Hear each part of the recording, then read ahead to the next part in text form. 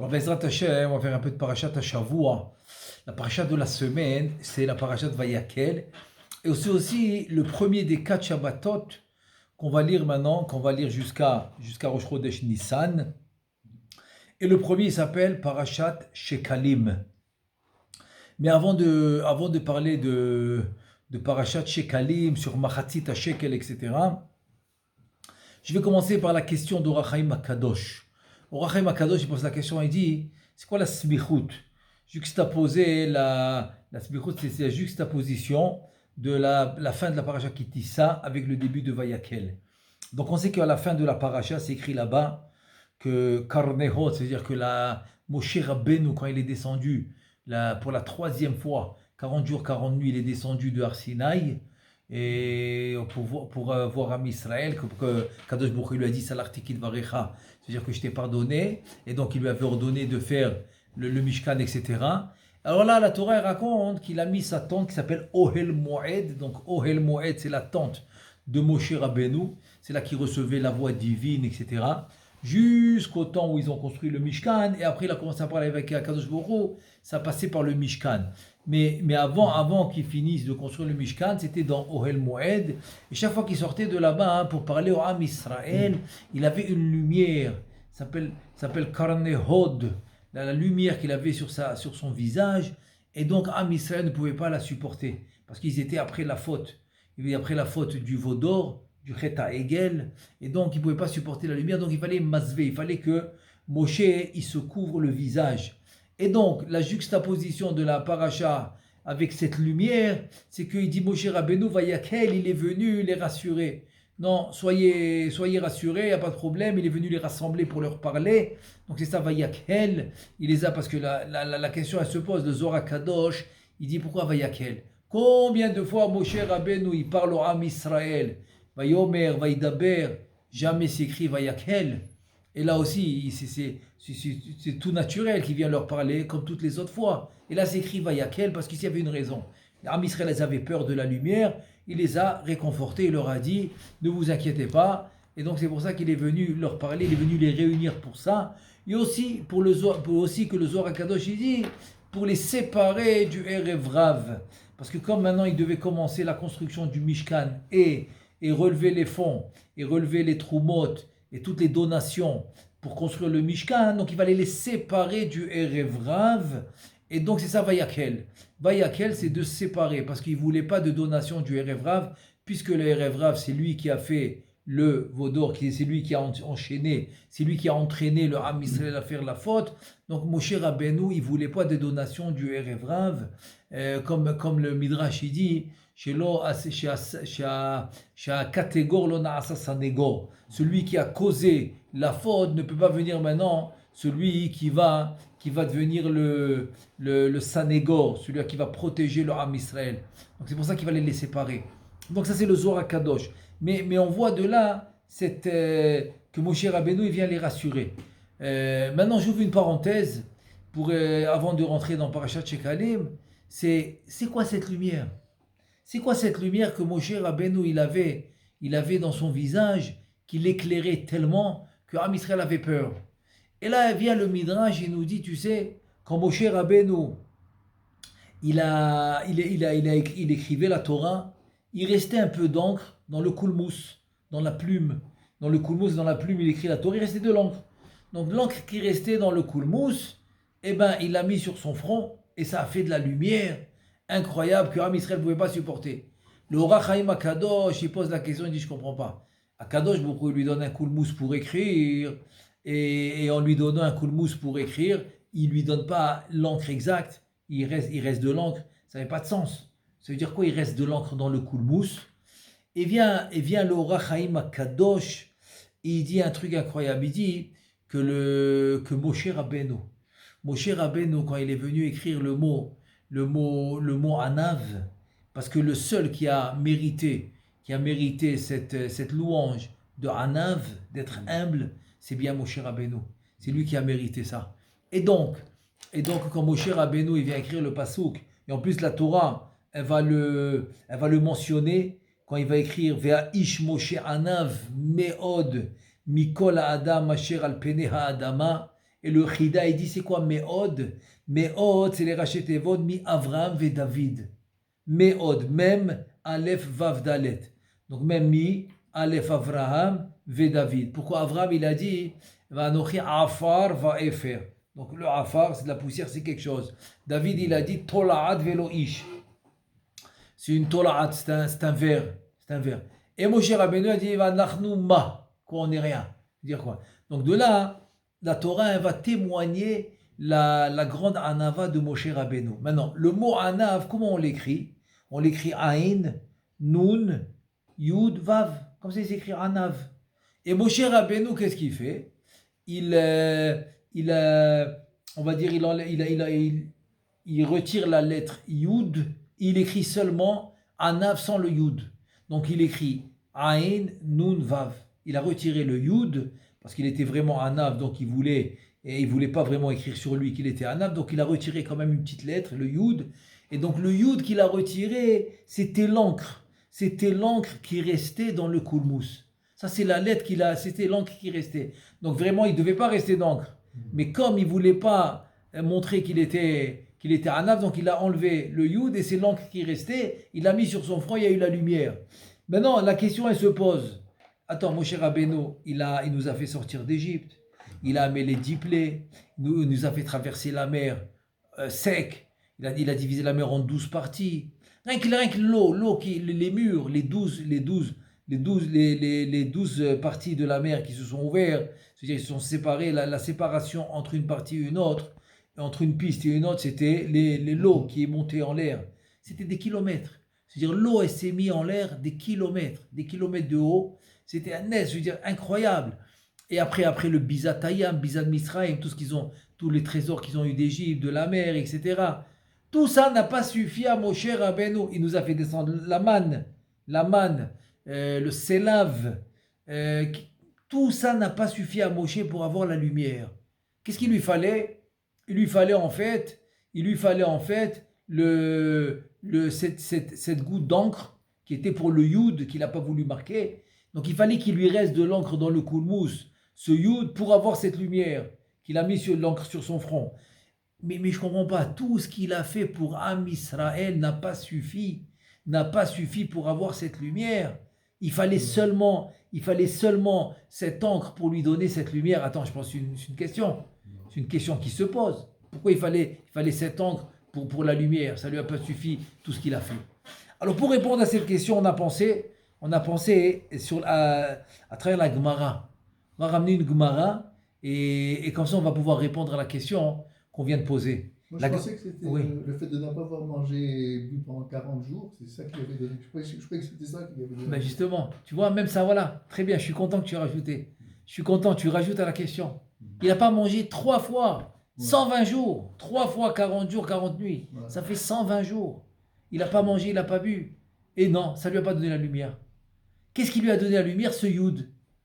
Attends, je suis très content, tu as rajouté un point important. C'est vrai, même les 120 jours n'ont pas suffi.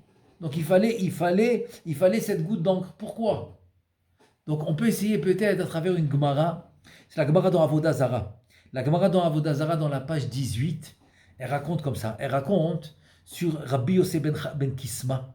Donc la Gemara dit quand Rabbi Yossé ben Kisma est tombé malade, Allah Rabbi Hanina ben Teradion est parti le visiter. Donc Rabbi Hanina ben Teradion, il arrive pour visiter Rabbi Yossé ben Kisma. Et voilà que Rabbi Yossé ben Kisma, qui était malade, il parle avec Rabbi Hanina, qui est venu le visiter. Il lui dit, Hanina Achi, Hanina mon frère, Iata Yodea, tu sais pas que chez Umazu, Mina Shamayim Imlichwa, que cette nation qui a détruit le Beth Amikdash, les Romains, qui ont détruit le Beth Amikdash, tu sais pas que c'est Akadosh Baruch Hu qui les a fait régner. Ichriva et Betenu, qu'elle a détruit le temple, Vesarfa et Echalenu, qui a fait brûler le Echal, etc.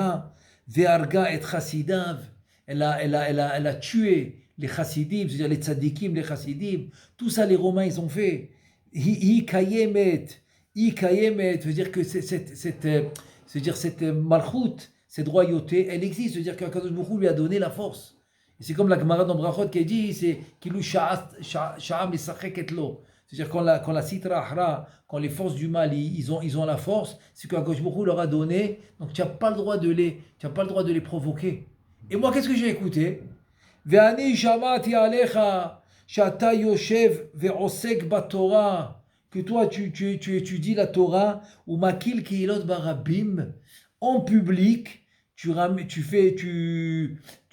enseignes la Torah en public alors que les Romains ils ont interdit d'enseigner la Torah, et toi tu le fais en public. Ve'sefer Torah bechekecha, et tu as le Sefer Torah entre tes bras. Il lui dit, mais je comprends pas. Tu n'as pas peur quoi de les provoquer? Et qu'est-ce qu'il lui dit? Alors Rabbi Yossé, il lui dit quelque chose de très dur.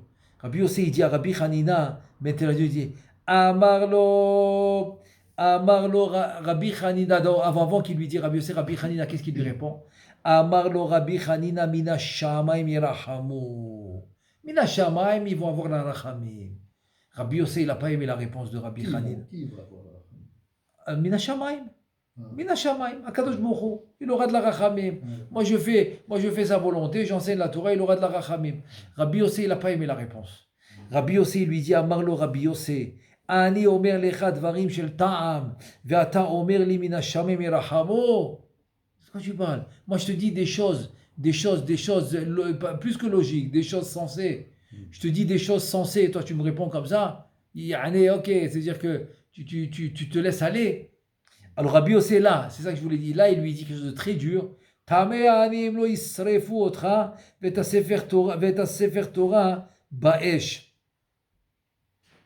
c'est lui dit Rabbi Yossé. Je ne serais pas étonné que si Chas Veshalom, je ne serais pas étonné s'il te brûle, toi et le Sefer Torah. Quand c'est lui répond. Et on sait que Rabbi Hanina ben Teradion, c'était un des Asara Rogé Meloucha qui a été brûlé. Ils sont assis comme ça, Rabbi Yossé ben Kisma et Rabbi Hanina ben Teradion sont assis. Et voilà que Rabbi Hanina ben Teradion, il pose la question à Rabbi Yossé, il lui dit, Ma'ani lechaya olam haba. Rabbi Yossé ben Kisma, qu'est-ce que tu penses? Qu'est-ce que tu penses de moi? Est-ce que j'aurai olam haba ou pas? Comme ça demande Rabbi Hanina ben Teradion à Rabbi Yossé ben Kisma. Alors Rabbi Yossé ben Kisma il lui demande, est-ce que tu as quelque chose qui est arrivé, un ma'asé, une anecdote qui est arrivée d'entre tes mains et que tu peux me raconter pour savoir si tu as olam haba ou pas? Il lui dit oui. Il lui a dit un jour, j'avais de l'argent de Purim, c'était mon argent à moi, et j'avais aussi de l'argent de la tzedaka. Et ils se sont mélangés.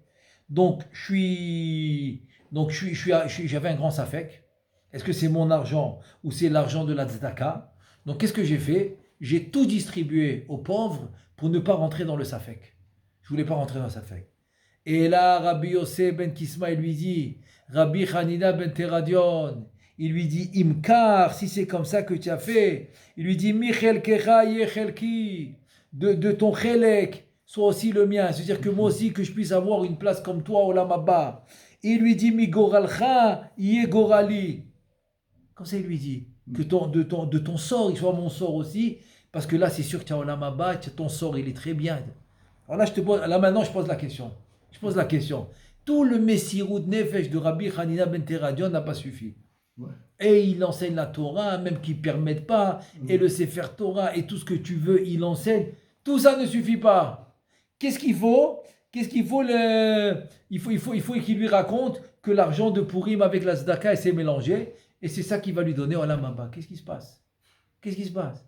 Alors en fait, de cette Gemara, Bezrat Hashem, de la même manière qu'on va répondre à la question dans cette Gemara, moi je pense que ça va être la réponse pour Moshe Rabbeinu. C'est-à-dire que tu es obligé de dire que cette Gemara vient nous enseigner la chose suivante. C'est que ce que tu fais en public, je ne peux pas décider là-dessus, est-ce que tu es Yireh Shamayim ou pas. Parce que tu vas faire en public, il n'y a pas de... C'est pas une ochacha, c'est pas une preuve. C'est pas une preuve que tu as Yirat Shamayim et que tu le fais les Shem Shamayim, c'est pas une preuve. C'est quand que j'ai la preuve que tu es intègre, c'est quand tu es tout seul entre toi et Hachem. Et là, je vérifie. Qu'est-ce qu'il nous dit le Passouk dans Yeshayahu? Qu'est-ce qu'il nous dit? Il nous dit, mais Aïsater ish bamistarim vani loerenu neum Hashem. L'homme, il va se cacher, en cachet dans les endroits les plus cachés. Je ne vais pas le voir. Qu'est-ce qu'il pense que je ne vais pas le voir? Moi je regarde partout. Donc l'homme, il n'a pas où se cacher. Et donc en deux mots, Rabbi Yossé ben Kisma, il dit à Rabbi Hanina ben Teradion, il lui dit, écoute, si tu as eu un maasé comme ça, entre toi et Hachem tout seul, personne n'était avec toi. La Gemara s'appelle Moré Heter. Tu aurais pu trouver, comme j'ai dit, par exemple, une fois j'ai dit, je peux ouvrir le Shulchan Arour, lui trouver beaucoup de Heter, beaucoup de permissions sur cet argent qui s'est mélangé, etc. Mais lui, il n'a pas cherché des permissions. Il a dit, j'ai un safek, peut-être l'argent ne m'appartient pas. Donc il a su se contrôler au moment du Nisayon où il aurait pu trouver un héter quand il était tout seul entre lui et Hachem. C'est comme par exemple la Gemara dit, c'est qu'il y a un vrai Talmid Chacham, etc. C'est qu'il peut égorger une bête qui coûte très très cher, et si elle est tréfa, il ne va pas essayer de camoufler. Il va dire taref. Tu vois, il va être capable de rendre pasoul son propre argent. Parce qu'il y a le moré héter, c'est-à-dire quelqu'un que c'est son argent, donc il va essayer de tout faire pour le garder ou pour le sauver, etc. Et donc en fait, Rabbi Yossé Ben Kisma, il vient nous enseigner que c'est là maintenant que je vais savoir qui tu es vraiment quand tu vas te retrouver toi avec Hachem, comment tu vas te comporter. Alors ici, je dis la même chose. Moshe Rabbeinu alav shalom, quand il fait les choses en public, il va faire la traversée de la mer, il va amener les makot, ça se fait en public, ça se fait befaresia. Donc c'est pas encore à 100% que tu peux me prouver que la hirat shamaim elle est là à 100%. Mais quand maintenant il est tout seul avec Hachem et que Hachem lui met l'encre, il lui met assez d'encre dans le koulmous pour écrire le yud et pour mettre le mot anav comme il faut. Et là, il décide de ne pas le mettre. Là, c'est un vrai siman, c'est un vrai signe de Hirat Shamaim, c'est un vrai signe de Hanava. C'est-à-dire, c'est un vrai signe de Hanava que Moshe Rabbeinu, il prend, que Moshe Rabbeinu va faire preuve. Que Moshe Rabbeinu va faire preuve, à ce moment-là, c'est le fait qu'il n'a pas mis ce yud. Et là, le passou qui nous dit, Atzne alechet c'est-à-dire qu'en fait, Shlomo Ameler, il te dit, ce que Hachem il veut, c'est pas ce que tu vas dévoiler en public. Ce que Hachem il veut, c'est ton travail personnel. C'est celui-là que Hachem il cherche. Qu'est-ce qu'il cherche? Parce que quelqu'un maintenant qui se montre en public, il peut essayer de ressembler, il peut essayer de vouloir de ressembler à quelqu'un. Mais Hachem il dit, mais c'est pas ça que je veux. Moi, je veux pas maintenant que tu vas ressembler à un Pierre ou à un Paul. Moi, ce que je veux, c'est toi. C'est toi. C'est que toi, personne à toi, fait son travail selon son choré, selon sa racine. Donc c'est ça, et tu vas maintenant mettre en c'est tsni'out, c'est que tu vas le faire d'une manière tsanoua, d'une manière pudique, dans le sens que tu n'as pas besoin de dévoiler. Tu n'as pas besoin de dévoiler ce que tu fais. C'est ça la preuve d'un anav. Donc Moshe Rabbeinu aussi, il n'a pas dévoilé. Il ne voulait pas dévoiler qu'il est Anav, donc il a enlevé un Yud. Tu comprends? Rabbi Hanina ben Teradion, il n'a pas cherché à se montrer. C'est pour ça que même quand il était tout seul, il a su dire non, je donne toute la tzedaka, je vais la donner aux pauvres. Donc il a su surmonter l'épreuve. Et là maintenant, je vais enchaîner avec ça, Parashat Shekalim. Pourquoi? Parce que d'abord, Parashat Shekalim, c'est Machatzit HaShekel, c'est le demi-shekel qu'on donne. Parce qu'on doit faire le compte. Kitissa et Rosh Bene Israël, on doit compter les Ham Israël et on n'a pas le droit de compter.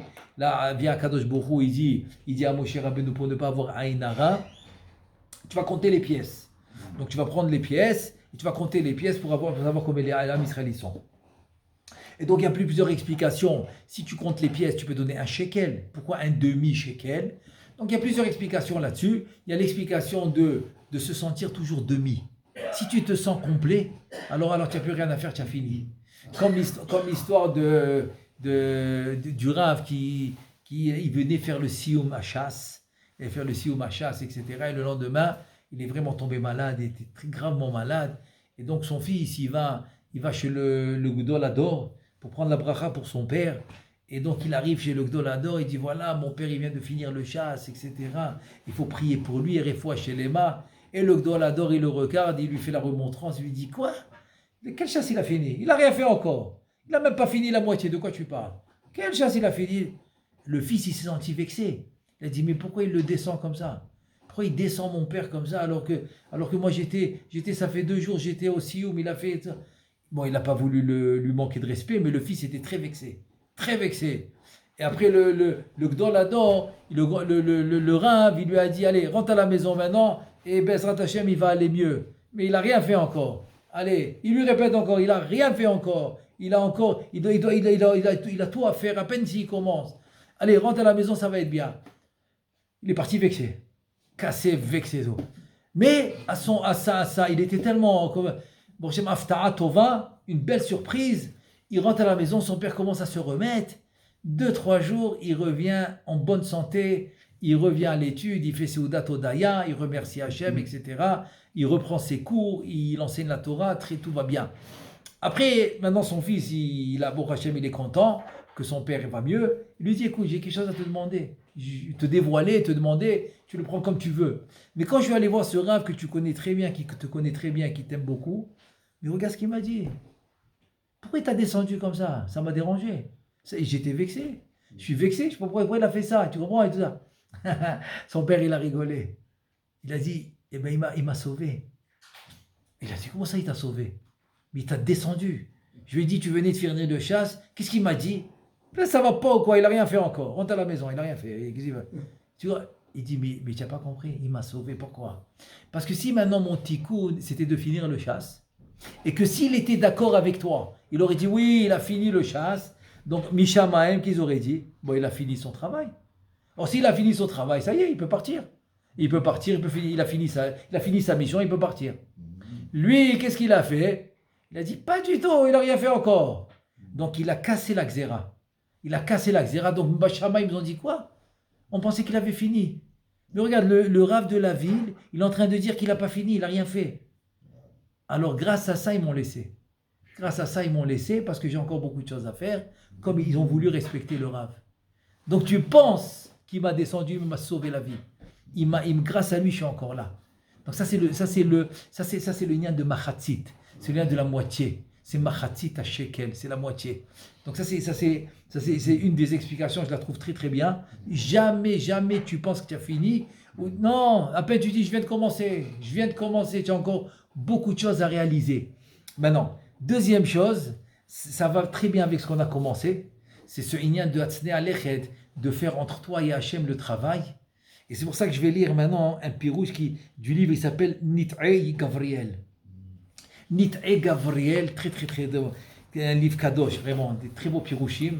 Et là, il va nous donner une belle explication, comment servir Hachem à travers ces 4 parachiotes qui arrivent.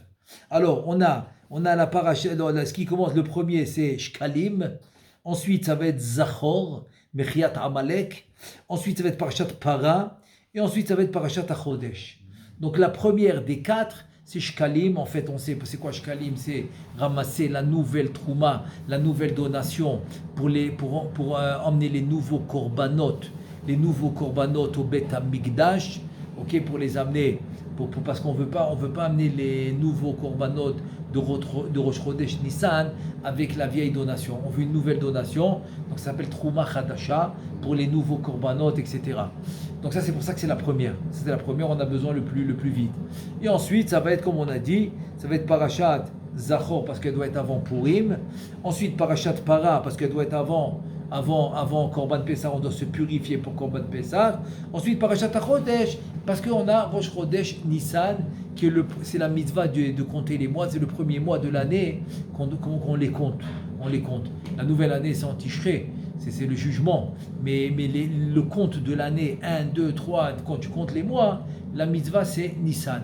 Et là, il dit un truc très très beau, il dit comme ça. Il dit Nit'e Gavriel Avodat Seder Arba Parashiot Shanachnu Korim Bachodesh Adar Shuzman Tshuva, et tu dire tous les 4 parashiot on les fait dans le Chodesh Adar parce qu'on doit tout finir jusqu'à Rosh Chodesh Nissan. Donc on fait les 4 parashiot dans le Chodesh Adar. Et il dit que Adar c'est un zman de Tshuva. Pourquoi? Parce que qui ben Nissan Nig'alu ou ben Nissan Atedim Nig'al, c'est-à-dire à Nissan on a été libéré. Et donc la rédemption va être en Nissan. Donc on doit faire la tchouva en Adar. Il te dit, c'est-à-dire avant même de faire tchouva, il faut d'abord connaître on va dire les lacunes. ces lacunes dans les midotes. Qu'est-ce qui va pas? Qu'est-ce qui va pas s'il est coléreux, ou si Chas Veshom il a de la ta'ava, ou toutes sortes de choses comme ça. Si Chas Veshom, donc il faut connaître. Il faut connaître ses manques et ses lacunes pour pouvoir améliorer sa avodat Hashem. Comme il dit le Passouk, c'est le Navi qui dit, Nahpesa derachenu venachkora venashuva. On va chercher qu'est-ce qui va pas, et là on va faire tchouva. Et il dit Vezeu more parashat shekalim. Donc c'est pour ça qu'on commence par la parashat de Shkalim. C'est comme si maintenant on va faire Nahpesa derachenu venachkora. On va faire une hakira, on va chercher, on va faire une enquête. Qu'est-ce qui va pas? Qu'est-ce qu'on fait de pas bien? La da'achu khatsi. Comme je viens de dire maintenant, c'est parce que c'est quoi l'enquête de dire écoute, tu n'es rien qu'à la moitié. Tu n'es même pas, tu veux dire, tu n'es pas arrivé au but, tu n'as pas fini. Donc tu es encore dans le, on va dire dans le ta'alir, dans le déroulement, dans le processus, Razak. Dans le processus, ve'eno shalem, et tu n'es pas complet, ve'sheyeshlo, od arbe letaken, et tu as encore beaucoup à réparer. Ve'achaka korim parashat, ça c'est la première parashat, c'est Shkalim. C'est pour ça qu'on a amené l'explication de moitié, etc. Deuxième parasha, c'est quoi? C'est Zachor. Zachor veyom Purim. Donc, tu as Zachor qui est le Shabbat avant Purim. Ensuite, tu as le jour de Purim. Shehem yeme mechiat Amalek. Qu'on doit anéantir et effacer le nom de Amalek. Shu shoreshara sur mera. Donc, Amalek, on sait que c'est la racine du mauvais. C'est Amalek. Donc, on doit déraciner le mauvais de nous. Et le Chafetz Chaim disait qu'on peut faire cette mitzvah aussi en écrivant le mot Amalek et de l'effacer. Tu l'écris et tu l'effaces. Donc tu peux le faire aussi. Et ensuite, ensuite on va lire la Megillah, ça va être à Purim. Chakurim et à Megillah beprinat asetov. Donc Mechiat Amalek, arrête de faire le mal. Tu vas lire la Megillah, c'est asetov, fais le bien. Mekabel ol Torah, parce que là-bas on a reçu la Torah besimcha, adar kibloa bimei achashverosh. Parce que dans Matan Torah, la Torah chez Birtav, on l'a reçue, mais la Torah chez Be'alpé, Kafa elle est marquée Gigit. Donc, Kaviachol, c'est comme si on l'a reçue de force. Mais après, on l'a reçue Besimcha, Bimei Achashverosh. Donc, on fait Kabbalat Torah. Ol Malchut Shamaim, Ol Torah, Yom Kabbalat Torah Beratzon. Ve'atzarich adayin letair atzmo. Mais on n'a pas fini parce qu'on doit quand même se purifier. Shekva nidma me'averot she'asa, veze parashat para. Donc finalement vient Parashat Para, la vache rousse, etc. pour se purifier des Averot. Donc tu arrives Parashat Chodesh Nissan, ça vient du mot Itchachut pour se renouveler. Si dans la Avodat Hashem, tu es obligé de te purifier mais de te renouveler. Tu ne peux pas rester monotone. Alors après il n'y a plus de goût dans les mitzvot, non, il faut se renouveler. Parce que chaque jour c'est nouveau. Chaque mitzvah, c'est nouveau. La mitzvah que tu as fait hier n'a rien à voir avec la mitzvah d'aujourd'hui, etc. Ve'ayu, c'est-à-dire le drachat de Chachamim. Ve'yu be'enecha kechadashim. Comme il dit le Rashi ramène la drachat de Chachamim, que même les divrei Torah, il doit être à tes yeux comme nouveau, comme c'est la première fois. Et c'est la grande louange qu'on a donnée à Aaron à Cohen, qu'on a dit que Melamed Shelo Shina. Ça veut dire qu'il a pendant, on va dire combien de temps? Pendant 40 ans, il a allumé la menorah, parce qu'il a au début des 40 ans jusqu'à la fin des 40 ans qu'il est niftar au désert, et pendant 40 ans, il a allumé la menorah on va dire, du même cheshek, la même volonté, avec la même simcha, avec la même, on va dire, il n'a jamais changé. Il n'a jamais changé son attitude envers la mitzvah. Toujours il était là avec le même enthousiasme. Le même enthousiasme pour allumer la menorah. C'est un truc incroyable. Et donc ça va être un peu l'idée de Parashat HaChodesh. Il a choisi de se renouveler. Et là, comme l'Haftara, Be'ezrat Hashem, dans Parashat Para, il dit Vezarakti alechem ma'im tehorim. Venatati lachem lev chadash. C'est ça, c'est les deux parashiot. C'est Parashat Para, Parashat HaChodesh. C'est pour ça qu'ils se suivent toujours. Et donc c'est là, c'est pour arriver ce renouvellement qu'on aura à travers en fait c'est à travers le travail personnel. C'est-à-dire si maintenant l'homme il fait pas le travail personnel, donc ça peut devenir monotone.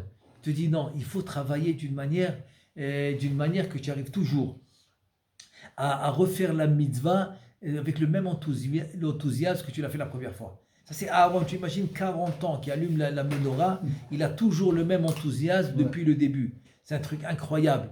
Et maintenant, pour finir, comme on a commencé avec la Hanava, hein, et là, on a parlé un peu du déroulement du travail de l'homme pendant ces 4 semaines.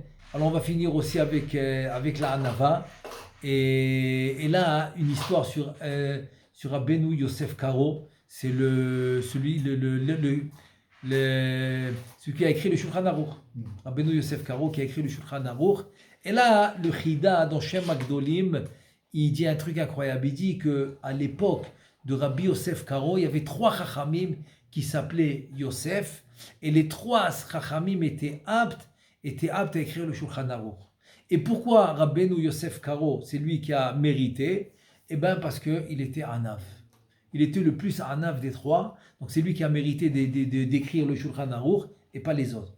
Maintenant, moi, je te pose la question. Je ne comprends pas. Si tu écris un Shulchan Aruch, ou tu connais pas.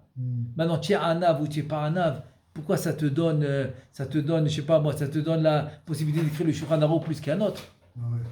Mais non, c'est où tu connais pas. Et c'est qui les 3? Il y avait Rabbi Yosef Barlev. Marie Barlev, il a écrit des shootings dans la halacha.